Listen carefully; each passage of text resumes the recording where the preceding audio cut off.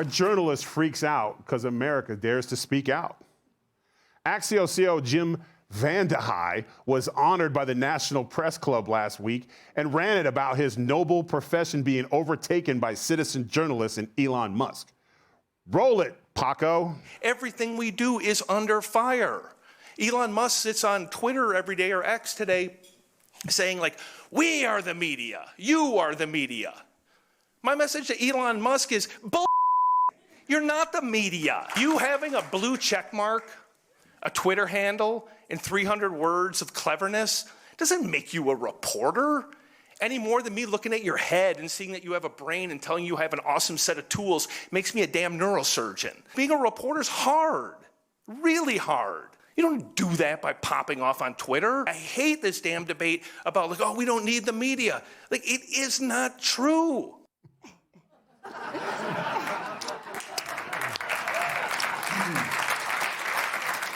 Now, look, I'm not a psychic, but I'm sensing that he sounds a little bitter. And scared he's no longer relevant. That or my man VandeHei is feeling Vandalow. Look, what we need is honest media. One that doesn't tell us Joe Biden's in his peak mental, physical condition. Yelling at us for noticing you're lying does not make us trust you, bitch.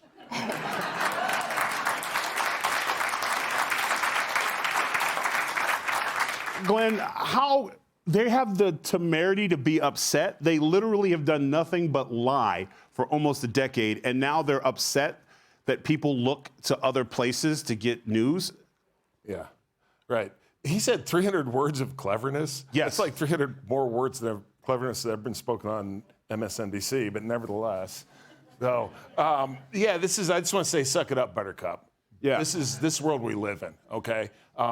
Freedom allows competition, and that's what we should have. And what he's really upset about is the fact that we have competition out in the media. And as you pointed out, you know, for many, many years, we have just been literally just fed bull. To quote the journalist. Yeah, so now you actually can choose your media sources, which is nothing but a good thing. But obviously a bad thing for them because they're going to be forced to compete against new media. And I'm sorry, the legacy media is dead. That's fact of the matter. And thank goodness for Elon Musk. Reagan, when you hear how upset they are, they're acting like someone else did it. Like, he literally punched himself in the face and he's trying to blame somebody else. Like, they did this to themselves. They chose this path, right? If he wanted you to be his lawyer and asked you to defend him in court, what would your advice to him be? Okay, take being a lawyer out of this. Okay, all right. I watched the video, and I'm from the South, and we have this saying that's a hit dog hollers. And that's exactly what I thought when I was watching it. And then it also reminded me of Jim Mora. Do you remember the playoffs? Yeah. Playoffs. I was like, this is hilarious. Like, it was just so exaggerated. But I also thought about the LA Times owner and how he said, look, it's been opinion, like fluff. It hasn't been a real news, publication for a long time. And that's going to change. And the results of the election obviously showed what the nation was feeling. And yeah, people are choosing their own news sources now. And yeah, anybody can be a journalist. You can put it out in 300 characters or whatever it may be, but we have a choice. And yeah, if I were his attorney, I'd tell him to sit down and take a propranolol or something before he does any public speaking. Wow.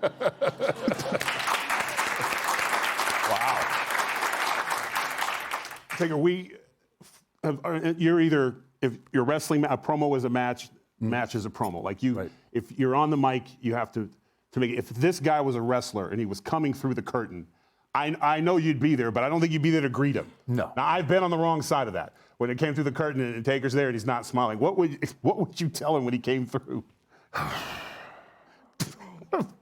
Shut up, bitch. I mean, you have to realize that there are consequences to your actions. And the media, for years and years now, have painted and have told these lies. And now the rooster and the chickens they're all coming home now, and it's been exposed. And there's a new, younger group of people that are, again, looking for a different way. They don't want to sit down, they don't want to read the paper, they don't want to watch the news, but they will sit with their headphones on and listen to say, a podcast or something like that. And that if that's what they're doing, then you've got to adapt and be able to do that. Do we need good reporters? Absolutely. I mean, my gosh, Fox is loaded with them. Malusian, who stayed down on the border for all that time. You need good reporting, but you need a good outlet to get that reporting out and to get it out correctly. And I think that's where he's lost his freaking mind. Kat, you're a journalist. Well, I have been. I like how you adjusted the glass as well. Yes. I have been. What do they have to do to reestablish themselves? What is it even possible? To Kane's point, they're like legacy media. Greg says it all the time. Is it dead, or does it just need a facelift? Well, it's really hard because I think what they would need to do would be to acknowledge how they messed up in the past. I think that especially when it came to a lot of the things you talked about, even your monologue, but even COVID, for example, where there was only one opinion allowed, or things that were being reported uncritically. And I think people don't trust them anymore. They're saying people were totally canceled for having conspiracy opinions that turned out to be correct, whether that's COVID, whether that's Hunter Biden's laptop turning out to be Hunter Biden's laptop, all of those different things. To acknowledge, say, hey, I wasn't actually doing independent reporting. I was coming at this from the angle of this is what I need to find.